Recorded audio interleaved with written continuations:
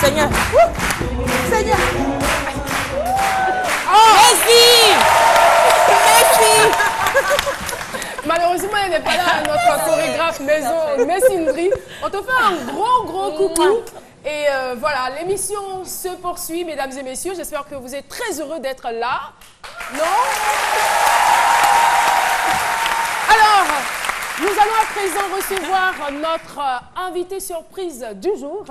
Il s'appelle Ala Kwame Yao Jean-Marie. Il est donc le président de la Fédération ivoirienne de cyclisme. Et c'est avec des ovations bien nourries, surtout de la part de ses collaborateurs, que nous allons le recevoir.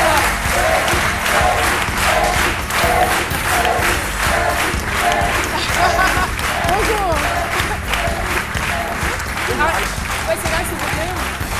Continuez. Monsieur Ala Kwame, bonjour. Bonjour Caroline. Et merci d'être là sur notre plateau. C'est moi qui vous remercie de me recevoir. On assiste là à une parade. C'est des cyclistes. Hein. On a des bouts de choux. C'est trop mignon, c'est trop adorable. Des bouts de choux. Oh là là. Trop adorable.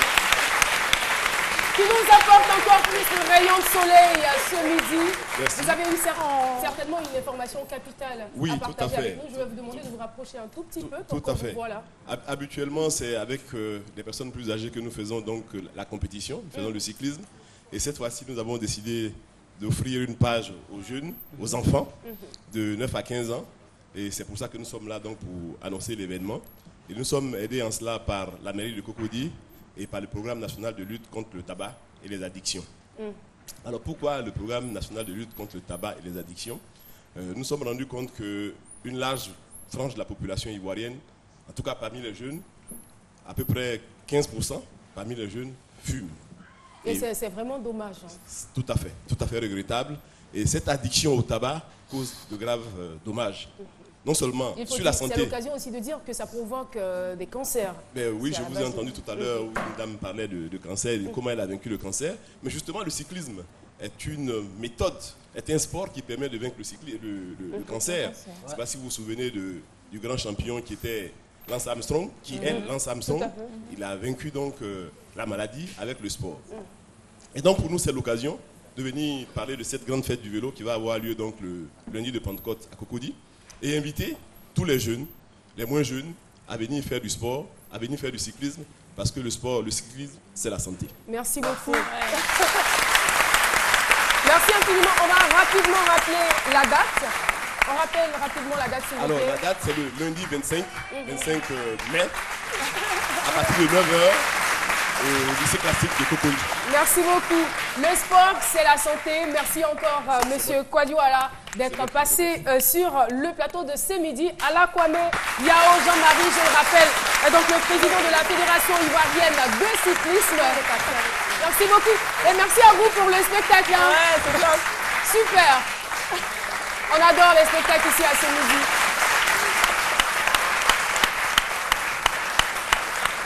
Alors...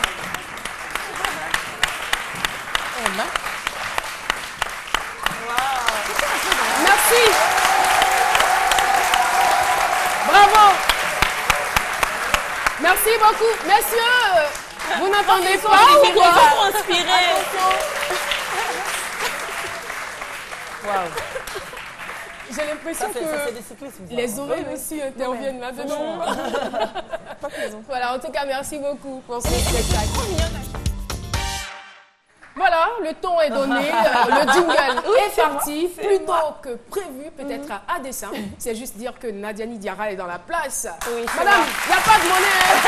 Hé, Caro. On y va. Monnaie. C'est bien dit encore. Non, la monnaie. Pas monnaie. Non, c'est un véritable fléau social, on va dire. La monnaie est un fléau. Oui, c'est un fléau aujourd'hui.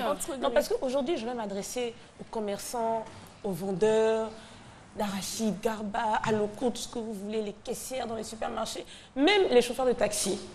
Alors, on sait qu'aujourd'hui, c'est vrai, il y a un véritable problème de monnaie. Les petites coupures, les pièces, c'est un peu difficile hein, d'en avoir. Comme on dit, il y a un adage, le client est roi quand même. Si moi, je n'achète pas à la boutique de mon quartier, ou Lynn n'achète pas au supermarché, ou Caroline n'achète pas dans la supérette de son quartier, ben, il ne fait pas d'argent, pas de recettes. Donc, le client est roi. Mais on comprend que de temps en temps, effectivement, vous pouvez avoir un problème de monnaie. Surtout quand le client achète quelque chose pour 1000 francs, il vous donne 10 000. Bon, c'est vrai qu'il ne faut pas exagérer parce qu'il y en a aussi qui utilisent ça pour faire leur monnaie. Mais il y a une manière de faire passer votre message. C'est ça. Non, mais des fois, tu arrives, Caro. tu as besoin de ce que tu as acheté. Hein. Oui. Tu viens. Avant même que tu aies sorti le billet, ma chérie, ne me fatigue pas mon nez. Dès qu'elle voit la couleur du billet, elle dit non, non, pardon, il n'y a pas mon nez, il n'y a même pas mon nez. Avec le visage qui va avec. Non, mais quand même. Parfois, moi, elle prend le billet. Il y a une manière. Elle récupère le billet et te dit il n'y a pas la monnaie, elle est là. Quand je vais avoir mon nez là, je vais t'appeler, tu vas prendre ton billet. Ça arrive aussi. Prends le billet pour l'avoir. Oh bien, Caro, tu es dans le taxi, le chauffeur de taxi. Avant de démarrer, tu lui dis, ah, par exemple, si la course fait, par exemple, 2000 francs, tu lui dis que tu as un billet de, je prends un exemple bête, de 5 000 ou de 10 000. Il a bien entendu, hein, avant que vous ne partiez. Vous arrivez à destination, ah, ma chérie, vraiment, ah, mais il n'y a pas monnaie. Et puis il est là. Mais on va pas regarder. Mais il ne va pas faire sa recette. Moi, je suis arrivée chez moi, là, dessus. Et vous êtes là en train de tourner maintenant, dans le quartier, de chercher la monnaie, de faire la monnaie. Franchement, il y a une manière de dire à vos clients qu'il n'y a pas de monnaie. Un sourire change tout. On peut dire, ah, madame, mademoiselle, que vraiment aujourd'hui, là, il n'y a pas de monnaie. Voilà. Mais attends, non, mais je vous garantis que, franchement, un sourire change tout. Au lieu de dire, ah, pardon, il n'y a pas de monnaie. Mais en cherchant la monnaie, il ne faut pas dire, il n'y a pas de monnaie pour mon argent, et toi. En tout cas, ça passe mieux déjà. Ça passe mieux déjà. Faites très attention parce que vous vendez l'image de votre commerce également. Il faut donner envie aux clients de revenir. Donc, mettez-y la forme. Et puis, et aussi, si vous allez, par exemple, dans une pharmacie, qu'il n'y a pas de monnaie, il faut le dire avant de donner un bonbon ou toute autre chose. Voilà. Parce que ça aussi, c'est la monnaie, c'est pas un bonbon. Voilà, il n'y a pas de bonbon. Est-ce que vous voulez quelque chose d'autre en lieu et place? Voilà. Merci, on te remercie, Nadiani. Et tout de suite, nous allons passer à une autre chronique. Vous l'avez remarqué et on est très très content de la revoir. Elle nous a manqué, Lynn Jabert. Elle est vêtue d'un joli cuir rouge. Oh là là là là là. Magnifique. Merci, en tout cas, j'adore cette veste. Merci. Oh là là, tu es trop bien habillée. Ça s'est bien passé. Hein. On a vu les photos, tu as fait le buzz. Ah, vraiment. Ah oui, oui. Merci beaucoup. Donc, c'est juste que tu vas nous parler du cuir. Exactement. Qui est donc dans l'air du temps. Tout à fait. Donc, le cuir est une matière difficile à porter, comme tout le monde le sait. Mais une fois qu'il est bien agencé, le résultat est tout simplement beau. Alors, dans les années 1800, on va faire un peu d'histoire. On sait que le monde était dirigé par les rois, donc en partie. Et notamment, on avait ce mythique guerrier, on va dire, africain, qui est Shaka Zulu, qui s'habillait notamment en cuir et en peau. Voilà. Oui, donc, à cette époque, il n'y avait pas du tout de tissu. Peau de d'animaux. Il n'y avait pas du tout de tissu à cette époque. Et donc, le cuir était très prisé par les nobles. C'était une matière riche, de noblesse et tout. Alors, aujourd'hui, le cuir est très tendance. On a la mythique veste, donc le perfecto. Attention, le cuir se porte en Afrique, mais il faut faire très attention. On dit attention. Il faut bien dire. On a dit attention. Il y a un souci de climat, voilà, dont il faut tenir compte. Il fait chaud en Côte d'Ivoire. Combien de degrés, par exemple? Pardon? 43 degrés à l'ombre. Bon, de préférence, c'est mieux de porter le cuir le soir ou bien en journée, mais pour des événements exceptionnels. Par exemple, moi, je signe mon grand retour, voilà, c'est en cuir. Je suis habillée en cuir, voilà. C'est une occasion exceptionnelle. Et donc, voilà, sachez vraiment agencer vos vêtements cuir. Nous avons des stylistes africains, notamment Patricia Waota, qui fait des incrustations de cuir avec du pagne. C'est très beau. Voilà. Également, pour entretenir votre vêtement en cuir, il ne faut pas le laver à la main. ni à la machine. Il ne faut pas mettre de parfum dessus. Il ne faut pas le repasser. Il faut toujours le mettre sur un cintre parce que le cuir épouse les formes voilà, du corps. Il ne faut pas le passer également ou bien l'emprunter à quelqu'un parce que le cuir prendra votre forme, la morphologie. Il ne faut pas le prêter, il ne faut pas l'emprunter. Tout à fait. Le cuir, c'est ton cuir et c'est pas mon cuir.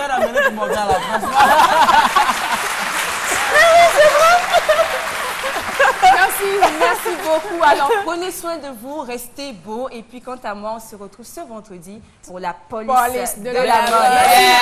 Lisa Mère. Sur ce, je vais m'adresser à Monsieur Latran.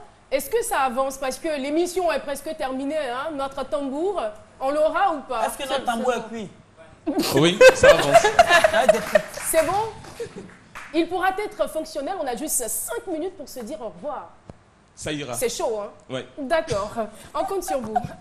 Alors, sur ce, mesdames et messieurs, on retrouve tout de suite Marie-Florence Gras pour Actu Média Cinéma.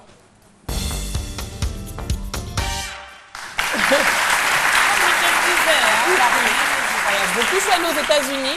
Alors, aux États-Unis, on a un numéro d'urgence, le 911, 911. Quand on appelle le 911, c'est parce que c'est vraiment une urgence. Parce que je suis en train d'accoucher C'est vrai? Non, non, c'est pas vrai. Et donc, c'est vraiment un numéro d'urgence. Mais il y a des individus qui trouvent le moyen d'appeler le 911 parce qu'ils cherchent le numéro de leur mère, par exemple. C'est une émission qui passe sur Discovery. Et moi, quand j'ai découvert ça, j'ai dit, c'est pas possible. Donc, tu as l'opérateur qui dit, oui, c'est quoi votre urgence? Et la dame, elle dit, je cherche le numéro de ma mère. Ah bon, vous êtes sûr que vous appelez au bon numéro? Mais oui, vous êtes les urgences, non? J'ai besoin d'elle. Gentiment, comme ça. Non, j'ai cru que c'était seulement en Afrique que ce genre de problème. Mais aux États-Unis... Et c'est pas un canular, parce que la dame, quand elle appelle, elle est vraiment paniquée, quoi. Comme s'il y a vraiment une urgence. Ou bien le monsieur qui est en retard le matin, simplement parce qu'il y a des oiseaux qui sont en train... Voilà, il y a des oiseaux qui sont sur... Des trucs bizarres sur ma voiture. Donc c'est pas possible. Si, c'est possible. J'ai vu l'émission à la télé, je te promets. Je t'ai dit que je ne dors pas, que je voyage. Donc, on a cette émission-là qui passe sur Discovery. C'est très intéressant, c'est très drôle. Et à côté de ça, on a MTV également, qui passe une autre émission qui s'appelle Ridiculous, que j'aime beaucoup, que je regarde. Alors là-bas, on a des vidéos, et pas des moindres. Des vidéos ridicules, quoi, c'est ça? Oui, hein, ouais. Tu as une dame, par exemple, qui... C'est pas des petites vidéos qu'on voit sur Internet, du gars qui tombe. Regarde, par exemple, ça. Il y a un enfant qui a failli être blessé par... voilà. S'il n'y avait pas eu le monsieur, par exemple. Mais ce qui est bête, c'est que les gars, ils rigolent, en fait. Avec, oui. Oui, c'est un monsieur ici qui est en train de faire son reportage, donc un journaliste. Et il y a un truc qui va se passer. Mais gentiment. Non, mais parce que le monsieur, il est venu, il voulait le troubler. Et là, tu vois, mais de justesse. Donc voilà, c'est ce genre d'image-là qu'il diffuse dans cette émission qui se passe sur MTV. C'est vraiment des gens qui frôlent la mort. Hein. Oui, de justesse. Et là encore, j'ai vu des images encore plus fortes. En fait, là, avec le bâtiment qui tombe, il y a des gars en fait, qui ont reçu des projectiles. Voilà. À leur place, je n'en rirai pas, je remercierai plutôt certainement le créateur, celui qui a permis que je sois bien évidemment. Caroline, on se trouve n'en déplaise. Aux États-Unis, hein, tu vois là-bas. Et puis sur Fréquence 2, on revient à Abidjan. Sur Fréquence 2, on a une émission qui s'appelle Surtout ne riez pas. Émission présentée par Caroline Da Silva, assistée de Philo. Et c'est une émission. Voilà, on voit les images. Le consultant Martin Guédéba. Guédéba Martin. Martin Guédéba. Martin Guédéba. Voilà. Et donc hier c'était l'émission, on va dire la finale, parce que depuis près de 4 mois déjà, il y a eu une compétition entre les artistes en herbe. Voilà. Et c'est qui le... Ah voilà, mon directeur Didier Bléou. Il était là. C'est plus de 2 heures à notre compagnie. Il est le producteur de l'émission. De l'émission, parce que c'est lui qui a pensé cela et conçu avec le réalisateur Innocent Tomao. Et là, j'étais membre du jury, tout ça. Tu étais membre du jury? Oui, justement, Philo. Ils ont été bien jugés. Et ce qu'il faut retenir, c'est que... L'émission continue. Hein. L'émission continue, mais que Didier Laflamme, Docteur Philo, que vous avez aujourd'hui, est donc transfuge de ce jeu, émission. de ce concours. C'est dans ce laboratoire qu'il a été fabriqué. Il a été fabriqué en fait. Donc on l'applaudit très fort pour cette émission. Surtout, ne riez pas, qui donne la chance aux jeunes mardis, aux jeunes artistes mardi, de s'exprimer. 15h, 17h, et puis 17h, 19h, c'est... Et ça a été remporté par Prince Elbi, classé premier, le Prince modérateur, Elbi, le le chanceux, lauréat. deuxième ex-aequo, puis voilà. C'était vraiment chaud, et c'était très Ah ouais, drôle. 2 heures de c'était fou une rire. très belle émission. Faut écouter l'émission, hein. Ouais, Faut écouter. ouais. On te remercie. Merci à Didier Bleu. J'oublie quelque chose. Marie-Florence, oui. On retrouve également Monsieur Joseph Ondjou tous les dimanches. Dans le Canari. Dans le Canari. Dans le Il est Canari. dans le Canari. Qu'est-ce qu'il fait dans le Canari? 19h. Qu'est-ce qui se passe? dans le 92.0. Et puis moi, place publique, 17h, 19h. Merci. Après, mais il a fini. Marie-Florence. De rien. On applaudit Marie-Florence. En tout cas, public, on vous remercie. Je dis donc la Fédération ivoirienne de cyclisme, je le rappelle, était donc avec nous, l'Union estudiantine et scolaire pour l'éducation de la jeune fille aussi, les écoliers venus d'Alépé, les invités spéciaux de M. Joseph Ondjou et les Ivoiriens de l'Espagne. Il y a des Ivoiriens qui sont venus d'Espagne, c'est bien? C'est bien cela? Non, Londres, l'Espagne. D'Espagne ou de Londres? Ah, il y a aussi des gens qui viennent de Londres. Bonjour. Ah, vraiment, merci, hein, parce qu'on a les retours. On nous dit que vous suivez l'émission là-bas. Bonjour, bienvenue. Merci beaucoup. Moi, ceux-là, ils sont mignons, c'est des petits dabs. Oui. Ils ressemblent à des escargots. C'est pas vrai, vous êtes mignons. Ils sont trop mignons. Voilà. Alors, Philo, Oui. Adorable. on va donc s'adresser à notre artiste. Nouveau tam-tam, nouvelle sculpteur. chanson, nouveau titre. Du jamais entendu. Qu'est-ce que ça va donner? Attends, je vais classer. Ah, il est sculpteur tumbiste. C'est bon, c'est terminé. Oui, c'est terminé. Le titre du son? Ça, c'est le son grave. Ah. Et avec ça, Le papa du petit Latro. oui. Et avec un marteau, on peut régler les sons. Ah, ok. Ah. Ça monte. Ça monte et le son monte ainsi de suite. Mais ça, c'est la peau de quel animal là? Facoché. Bouc. Ah, bon.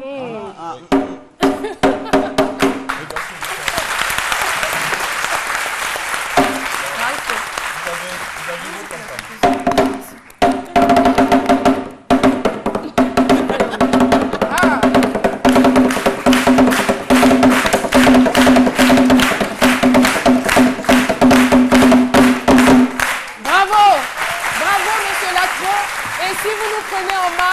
Sachez tout simplement que Monsieur Latro est venu avec du bois dès l'entame de cette émission, avec du bois tout simple, et il s'est mis donc à fabriquer ce tambour. Et à la fin de l'émission, on se retrouve en train de jouer le tambour. C'est merveilleux, n'est-ce pas? C'est extraordinaire. Et dites-nous, quelle est la particularité de ce tambour? Ben, c'est un tambour qui se joue à l'occasion des fêtes de richesse. De richesse? Oui, dénommé Angbandji en pays Adjoukrou. Il n'y a pas de... Oui, la fête de la richesse en pays Angbandji. En Non, pays là-bas. Adjoukrou, dénommé Angbandji. Et là-bas, les pauvres dansent Après, pas. après, On vous retrouve quand tout sera terminé. On a quelque chose de prévu pour nos téléspectateurs. Ils attendent ça depuis. Hein. Donc, si je ne vous montre pas, j'aurai chaud. Le bonus, c'est parti.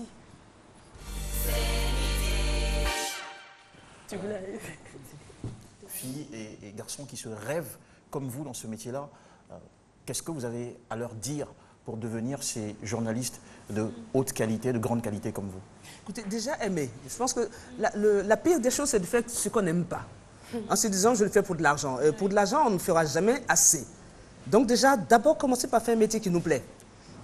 Être le charbonnier, mais le meilleur charbonnier du coin. Être le vendeur de garba, mais le meilleur vendeur de garba.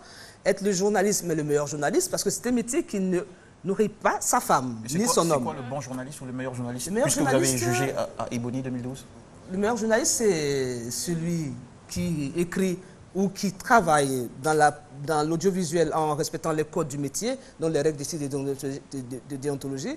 C'est celui qui est porté par une culture générale, même une culture spécifique par rapport à son domaine d'exercice de sa profession.